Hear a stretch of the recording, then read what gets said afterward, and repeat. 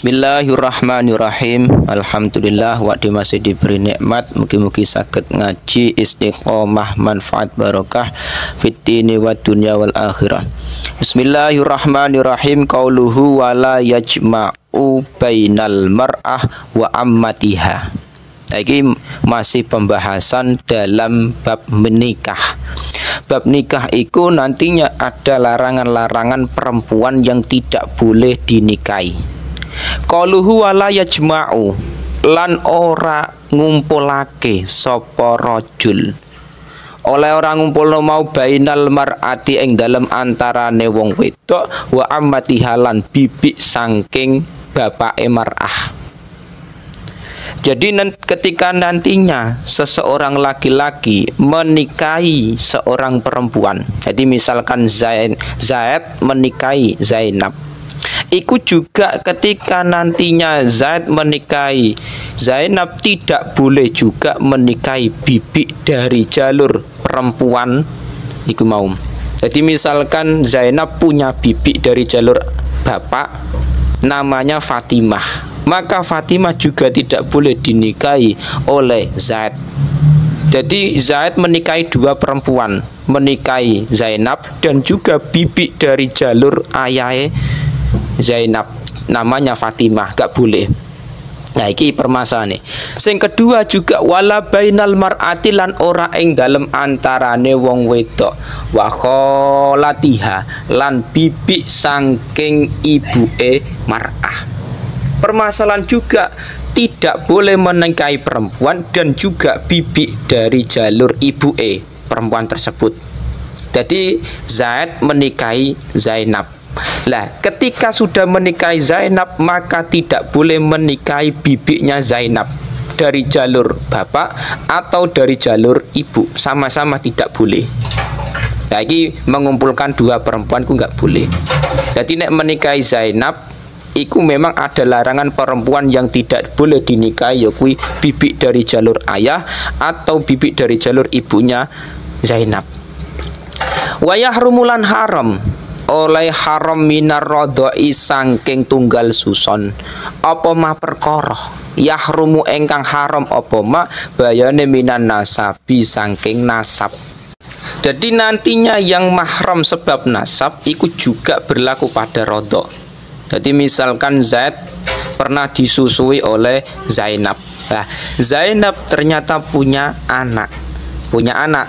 Nah, maka anak Zainab iki juga mahram dengan Zaid. Dan begitu juga selain itu ya bisa. Misalkan Zainab punya suami. Ternyata yang disusui Zainab dulu itu cewek, misalkan Fatimah. Biyen pernah disusui oleh Zainab. Dan Zainab punya punya suami, maka suami juga mahram untuk Zainab, itu Fatimah. Jadi apa-apa yang orang-orang yang diharamkan atau dimahramkan dengan nasab maka juga berlaku pada rodok atau tunggal suson. Waturadulan den balekake sapa mar'atu sapa wong wadon ai zaujatu tegese bojo wadon. Jadi seorang perempuan ketika sudah menikah dengan laki-laki nantinya bisa dikembalikan. Jadi dikembalikan iki ada penyebabnya. Nah, salah satu bikhom satin kelawan 5. Bikhom satin sebab 5. Ada 5 perkara yang mana perempuan itu bisa dikembalikan alias khiyar. Sing pertama apa? Uyubin. Bikhom sati uyubin kelawan sebab 5 piro-piro cacat. Jadi ada 5 sebab cacat yang menyebabkan perempuan bisa dikembalikan alias khiyar. Sing pertama bil jununi. Rupane 5 bil jununi sebab edan. Jadi edan atau gila itu bisa menyebabkan khiyar. Artinya ketika misalkan Zaid menikah dengan Fatimah, loh ternyata setelah 1 hari menikah Fatimah gila. Nah, gila selama 1 tahun misalkan, lah itu bisa dikembalikan. Nah, yang kedua wal judami lan penyakit judam. Penyakit judam itu penyakit kulit. Nah, wal barosi lan penyakit baros iki juga sama penyakit kulit. Jadi penyakit judam, penyakit baros itu penyakit kulit yang mana menyebabkan seorang perempuan itu bisa dikhiar, bisa dikembalikan. Jadi artinya fashun nikah, nantinya nikah dirusak. Jadi misalkan Fatimah dengan Zaid menikah, ternyata Fatimah setelah menikah 2 hari kimau ternyata punya penyakit judam atau punya penyakit baros atau penyakit gila, maka itu bisa dikembalikan alias difashun nikah, dirusak nikahe. Dan kok Zaid bisa menikah lagi dengan perempuan yang lain. Ya, makanya ketika ada perempuan yang punya penyakit ini repot. Warotaki lan buntu daging. Jadi buntu daging wahwa utawi rotak dalam syar insidatu mahal jima bilahmin. Jadi farji atau tempat kelaminnya perempuan itu buntu daging. Jadi buntu daging itu nantinya ketika nantinya dijima kan nggak bisa lah, makanya bisa dikatakan khiyar alias bisa dikembalikan perempuan tersebut, dirusak nikahi. Tapi juga ada terkadang memang laki-laki yang tujuan nikah itu tidak karena jimae atau keturunan. Nah mungkin ada sebab lain. Tapi ketika nantinya ada perempuan yang punya penyakit rotak atau buntu daging dalam farjinya mau, maka bisa dikembalikan alias dirusak nikahnya, fashun nikah. Sing terakhir wal korni lan buntu balung. Ai wahwa insidatu mahal jima bi admin. Lah nantinya sing kelima iki juga sama penyakit ya kui buntu balung. Jadi buntu balung itu nanti beda dengan rotak. Nek rotak kan tertutupnya farji sebab daging, tapi nek korn iku buntu balung, tertutupnya sebab balung atau tulang. Nah, iki 5 penyakit ini ketika ada pada perempuan, iki repotnya apa? Perempuan bisa difashun nikah, dirusak nikahe. Jadi misalkan Zaid nikah dengan perempuan Fatimah. Fatimah ternyata punya salah satu penyakit 5 iki. Bu gila, bu penyakit judam atau baros atau rotak atau koron. Iku ketika punya penyakit itu salah satunya, maka seorang Zaid bisa memfashu, merusak nikahnya. Nah, mulanya ketika nantinya punya penyakit ini kan mesake, kasihan seorang perempuan kimau. Nah, tapi juga sebaliknya, ketika nantinya laki-laki yang punya penyakit gimana? Apakah perempuan boleh memfashun nikah, merusak nikahnya? Wa yuradulan den baleake atau den tolak sapa arrajulu wong lanang. Wa yuradulan den baleake sapa arrajulu wong lanang oleh dibalekno bi khamsati uyubin kela sebab 5 pira-pira cacat.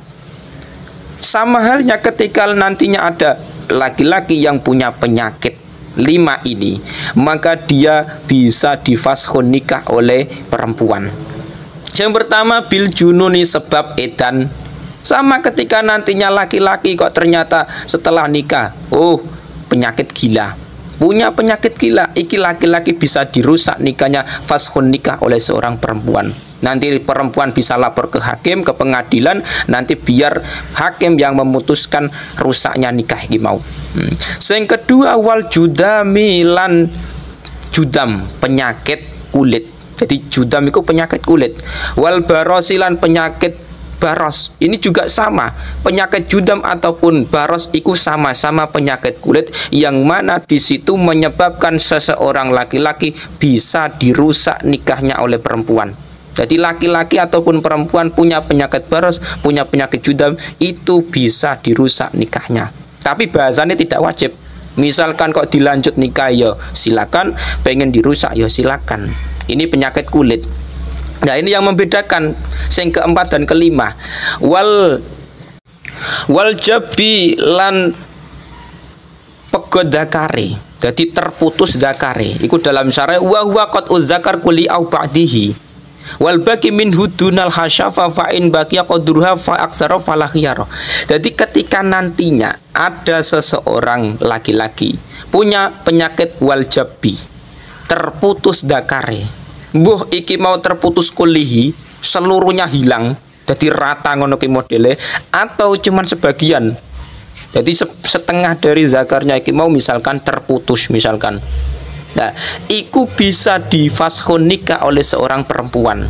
Jadi ternyata kan namanya kelamin kan nggak ada yang tahu. Setelah nikah perempuannya istrinya ngerti Fatimah ngerti ternyata Zaid iku ternyata zakarnya hilang setengah misalkan. Lah maka seorang Fatimah bisa merusak nikahnya cukup dengan lapor ke pengadilan atau qadhi. Dan nanti biar dia yang dibiarkan pengadilan yang memutuskan bahwa pernikahan itu nantinya bisa difashu atau dirusak. Wal unati lan peloh. Peloh iku nantinya impoten. Artinya seseorang laki-laki iku tidak zakarnya iku tidak normal. Tidak bisa menjima seseorang perempuan dengan syahwat yang kuat. Jadi bahasanya ini zakarnya seorang laki-laki ini meletre, nggak bisa tegak. Lah, itu namanya unah, peloh atau impoten. Nah, itu ketika nantinya kok punya penyakit itu, maka seorang perempuan bisa memfashu, bisa merusak nikah.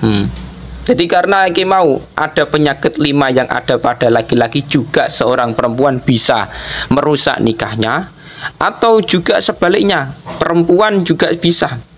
Jadi perempuan punya penyakit salah satu 5 juga bisa dirusak nikah, laki-laki juga begitu.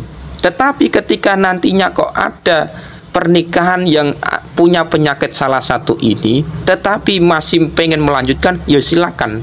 Ini tidak wajib untuk fasho. Bahasanya khiyar, boleh memilih, boleh merusak nikah ya silakan, melanjutkan nikah ya silakan. Jadi misalkan contoh Zainab dengan Zaid menikah. Ternyata Zainab itu punya penyakit. Penyakit apa? Judam misalkan, penyakit kulit judam. Nah, ternyata Zaid itu seorang laki-laki yang setia misalkan. Terus gak masalah punya penyakit judam, yang penting punya keturunan. Gak masalah dilanjut terus nikahnya. Tapi misalkan kok dirusak fashun nikah, ya tinggal lapor ke pengadilan, pengen merusak nikah fashun nikah, gak masalah. Jadi bahasan ini fashu hukumnya tidak wajib. Cuman nek kepengen fashu ya silakan, kalau tidak dilanjut pernikahan ya monggo silakan.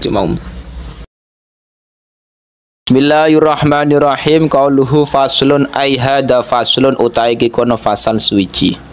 Tabire fasal wa yustahabbu tasmiyatul mahri fin nikahi. Jadi bahas masalah sodak. Ada yang membaca sodak, ada yang membaca sidak. Iku nek cara di masyarakat menyebut dengan mahar. Jadi dalam nikah sendiri iku ada yang namanya mahar. Nah, pengertian sodak atau sidak itu apa? Ismun lima lin wajibin ala rojul binikahin. Dalam syarah itu mau. Jadi nantinya dalam pernikahan itu ada yang namanya mahar. Harta yang wajib diberikan oleh seorang laki-laki kepada istrinya, itu namanya mahar sodak. Tapi ada kalanya mahar itu tidak hanya sebab nikah, awat isubatin atau wati subat. Misalkan apa? Misalkan si A jima keliru dengan si B misalkan, yang bukan istrinya, posisinya listrik mati. Jadi nggak tahu kalau yang dijima itu bukan istrinya, istri orang lain misalkan. Posisinya listrik mati, maka wajib yang namanya mahar. Au mautin atau sebab mati, itu juga wajib mahar. Tapi nantinya yang dibahas ini nanti, itu pertama dalam pembahasan nikah. Jadi wayus tahabulan den sunaki apa tasmiyatul mahri apa ngarani mahar. Oleh disunano tasmiyatul mahar mau fi nikahi ing dalam akad nikah. Jadi mahar wajib dalam nikah. Tetapi penyebutan mahar dalam akad nikah hukumnya adalah sunnah. Jadi dalam akad nikah iku menyebutkan mahari berapa iku sunnah, tidak wajib penyebutan mahari loh ya. Mulane fa ilam yusamma mongko lamun ora den arani apa mahar soha mongko sa apa al akdu apa akad. Jadi penyebutan mahar dalam akad nikah iku hukumnya sunnah. Mulane ketika dalam akad nikah tidak menyebutkan kadar maharnya berapa, tetap soha al akdu, tetap hukumnya sah akad nikah. Dalam akad nikah gak nyebut ke mahari berapa ribu, berapa gram emas, gak disebutkan, tetap sah akad nikah. Sing penting harus adanya mahar. Entah ikut disebutkan atau tidak, itu gak masalah. Wa wajabalan wajib apa al mahru apa mahar. Oleh wajib mahar mau bisalah sati asya sebab telu pira-pira perkara. Jadi nantinya dalam pernikahan iku akad nikah sah tanpa penyebutan mahar, tetapi nanti tetap wajib memberikan mahar dengan sebab 3 perkara. Sing pertama ayafridohu, rupane telu ayafridohu, rupane yen to ngira-ngiraake hu ing mahar sapa azauju bojo lanang. Ngira-ngira no ayafrido iku mau ala nafsi ing ngatasé awak dhewe ne zauj. Jadi dalam pertama sebab penyebutan mahar iku ana kalane suami atau laki-laki tersebut memperkirakan maharnya sendiri. Dan istri menyetujui. Lah iku nantinya wajib yang namanya mahar. Jadi misalkan seorang laki-laki mengira-ngirakan nanti tak mahari misalkan 20 gram emas murni, bukan emas palsu. Lah iku misalkan terjadi demikian, ya tetap nantinya mahare wajib. Au yafridahu utawa ngira-ngiraake hu ing mahar sapa al hakimu sapa hakim, atau yang mengira-ngirakan mahar itu bukan zauj tapi seorang hakim. Jadi hakimnya menyebutkan nanti maharnya 20 gram emas misalkan, nggak apa-apa. Au yadkhula utawa dukhul jima sapa zauj biha kelawan zaujah. Lah, atau misalkan kasus ketiga, suami berhubungan badan dengan istri sebelum adanya penetapan maharnya berapa. Jadi misalkan terjadi seorang suami jima atau berhubungan intim dengan istrinya sebelum penetapan mahari, maka fayajibu mongko wajib mahrul misli apa mahar misal. Jadi mahar misal iku ono kalane terjadi karena apa? Dalam akad nikah tidak disebutkan mahar berapa. Jadi dalam akad nikah kan sunnah menyebutkan mahar berapa. Nah, terus misalkan kasus permasalahan nih tidak menyebutkan apa mahar berapa dalam akad nikah, terus akhirnya seorang zauj iku sampai menjima istrinya dan belum ada ketetapan maharnya dalam akad nikah tadi berapa gram emas, nggak ada. Nah, maka nanti wajib adanya mahar misal. Jadi mahar tetap wajib tapi statusnya adalah mahar misal. Jadi ini wayu tabaru dalam syariku binafsi dukhuli wayu tabaru hadal maruf bihal aktifil asoh. Jadi mahar ini nantinya mahar misal iku carane menentukan iku bihalil aktifil asoh. Menurut kaul asoh iku ditentukan ketika dalam keadaan akad. Jadi misalkan akad itu bulan ini, bulan ikilah misalkan, terus belum menyebutkan berapa mahari, maka nantinya ketika 1 bulan kemudian kok dia ternyata jima istri, maka penentuan mahar misalnya adalah bulan ini, bukan bulan yang ketika dia jima istri. Lah, tetapi nantinya yang repot menentukan mahar misal itu berapa. Makanya dalam syarah iku wal murad bimaril misli qadru ma yurghabu bihi fi misliya adatan. Jadi mahar misal iku kadar yang disukai oleh perempuan sing setara fi misliya, setara dengan istrinya secara adatan umumnya. Jadi nantinya bisa dilihat istri iki ketika nantinya dimahari misal iku apakah dia orangnya pinter apa enggak, orangnya mondok pesantren atau tidak, orangnya sekolah kuliah atau enggak, cantik atau tidak, anaknya kiai atau tidak. Lah itu semua itu bisa menentukan berapa banyaknya mahar misal. Jadi dalam akad tidak menyebutkan mahar berapa. Lah nantinya itu wajib yang namanya mahar misal. Jadi mahar misal itu nantinya ketika terjadi itu yang repot menentukan mahar misal istri ini berapa. Lah mulanya kita kudu tahu istri ini apakah dia pinter atau tidak, anak kiai atau tidak, orangnya cantik atau tidak. Lah itu dilihat. Perempuan yang demikian itu biasanya mahari berapa, mahar yang diinginkan oleh perempuan sepadan demikian itu berapa. Nah itu dalam asnal matrub ada fahuwa mayurghabu fi misliya adatan min nisai asobatiha wa hunna al mansubat ila man tunsabu iya ilahi kal ukhti wa bintil akhi wal amma wa bintil ami. Jadi nantinya dilihat dari saudara-saudara kerabate, saudara perempuan, anak perempuan, saudara laki-laki bibi dan anak perempuan paman. Jadi nantinya keluarga kerabat-kerabat itu sing sepadan dengan dia, setara dengan dia, iku biasanya umumnya iku menginginkan mahar berapa. berapa juta atau berapa gram. Lah iku ndelok adate. Dilihat dari adate, nek kerabat-kerabate iku memang biasane sing perempuan model sepadan demikian, pinter misalkan atau cantik atau misalkan anak kiai itu dimahari berapa. Nah ini mulane kalau bisa jangan sampai mahar misal. Jadi ketika akad nikah iku menyebutkan mahar. Jadi hukum mahar tetap wajib, tapi kita menyebutkan mahar berapa dalam akad nikah iku lo sunnah. Nah ini gak disebutkan. Nantinya ketika seorang laki-laki sudah nikah, sah nikah tanpa menyebutkan mahar berapa dalam akad nikah. Tapi nanti iku ada mahar misal. Yang mahar misal itu penentuannya iku melihat apakah seistrinya iki mau pinter atau tidak, cantik atau dan lain-lain. Nah, itu repotnya di situ. Jadi mahar misal itu memang penentuannya berapa ribu atau berapa gram emas itu yang kita belum paham. Makanya dilihat perempuan ini ku bagaimana karakter atau sifatnya atau misalkan pinter tidaknya itu juga dilihat. Walaisalan ora ono li aqallis sidaqi iku tetep maring luweh sithik-sithik emas kawin apa wala li aksarihi lan maring luweh wala li aksari lan ora maring luweh akeh sidak apa haddun apa batas. Jadi dalam mahar sendiri itu tidak ada batasan maksimalnya berapa, minimalnya berapa, tidak ada dibatasi kemauan. Tapi dalam sarai balidobit fi dzalik anna kulla syai'in sohajalu samanan min ainin au manfaatin sohajaluhu sodakan.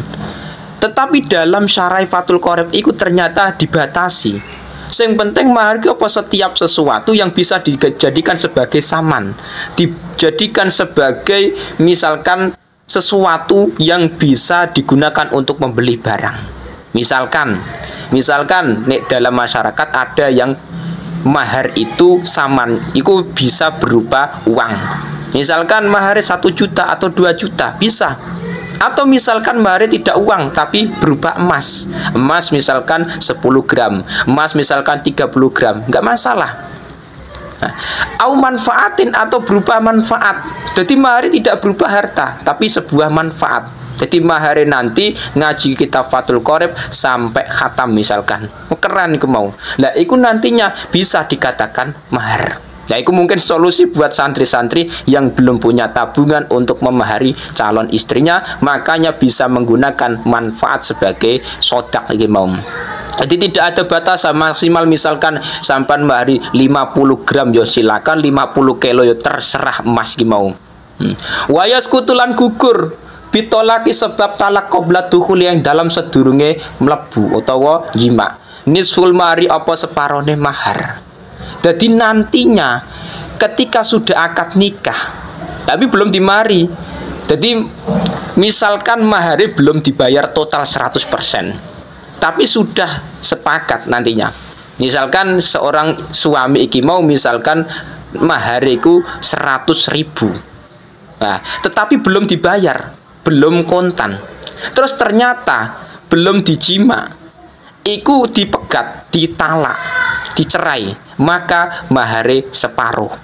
Jadi misalkan ada Zaid dengan Fatimah nikah, mahare dalam akad nikah 100.000 tidak kontan alias belum kontan alias muajalan.